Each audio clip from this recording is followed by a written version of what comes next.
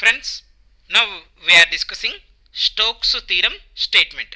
This topic is from the vector integral calculus. Actually, in the vector integral calculus, we have three theorems. One is Stokes theorem, and one is Gauss divergence theorem, and lastly we have Green's theorem. For short answer question, they will ask only statement. Okay, state the Stokes theorem, state the Gauss divergence theorem, state Green's theorem only. So listen carefully. Now formula you can write directly, but the statement perfectly we need to write. Here you see friends, S be an open surface bounded by a closed curve C. S be a open surface bounded by a closed curve C. I am drawing here, you see, let it be, this is my surface, yes, bounded by a closed curve C. You see, it is bounded by a closed curve, yes or no? Now it is closed or not? Yes.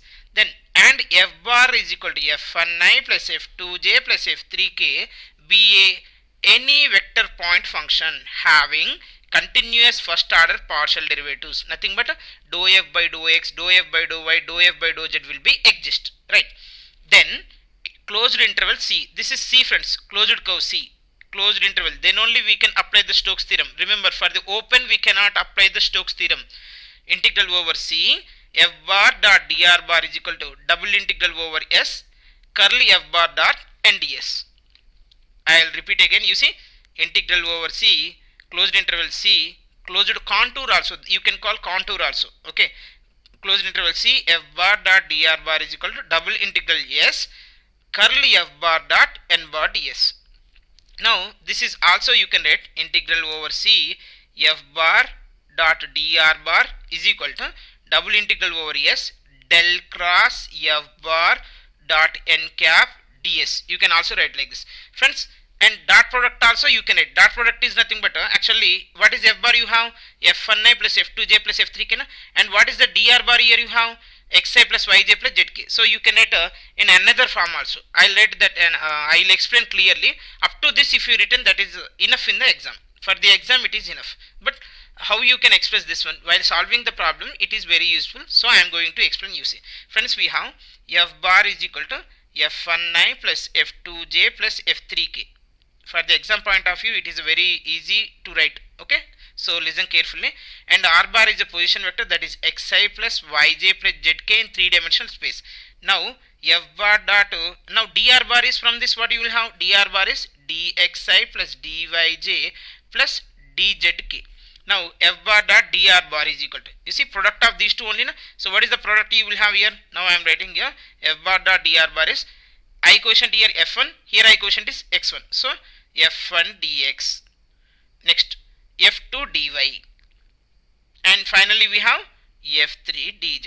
This is left side. Similarly we need to find out right side. Right side, you see, actually we have a n cap is nothing but a unit normal vector, that is we have a cos alpha I into cos alpha plus j into cos beta plus k into cos gamma we have actually. Okay friends, this one also we can change in another variable, right? Anyway, we will discuss later. That is dx is we have del cross f bar. You see, del cross f bar is equal to I j k. Del coefficients in I dou by dou x, j coefficient dou by dou y, k coefficient dou by dou z, and f bar is in the f bar, what is the I coefficient? f1, j coefficient f2, k coefficient f3. So f1, f2, f3. So if you are understanding this one, in the exam also we will do this procedure. That is why I am going to explain here clearly. Now this is equal to dot n bar. Here you see, first if you are split this one, then I into dou f3 by dou y. Simply I am writing f3 with respect to y minus dou f2 by dou z. So f2 with respect to z. Okay, minus j into f3 with respect to x, f3 with respect to x, minus f1 with respect to z, minus f1 with respect to z, plus k times of, here you have this one, f2 with respect to x, f2 with respect to x, minus f1 with respect to y. Now here you see this del cross f bar is also a vector or not? Actually del is a vector point function, f bar is also a vector. So cross product of the vector gives again a vector.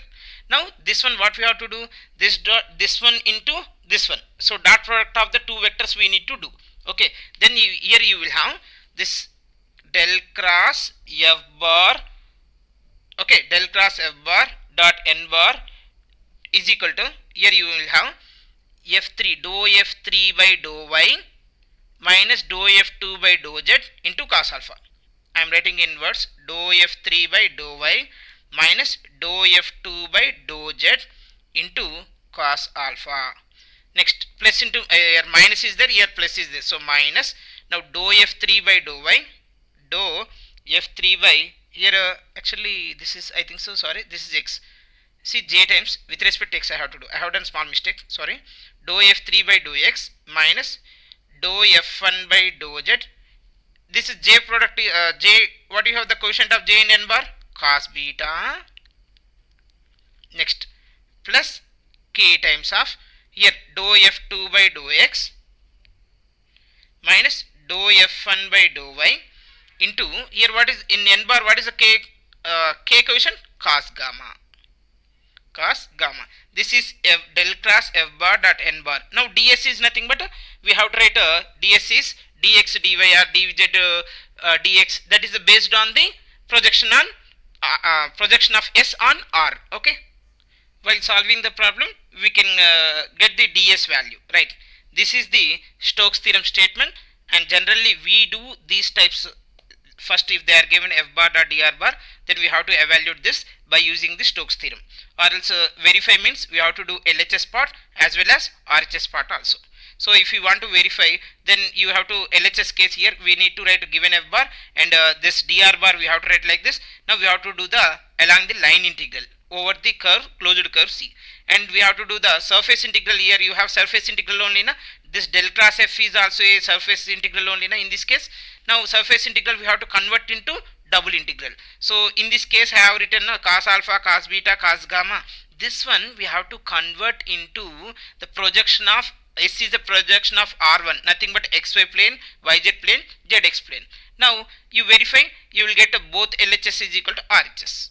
Then Stokes theorem is verified. Thank you for watching this video.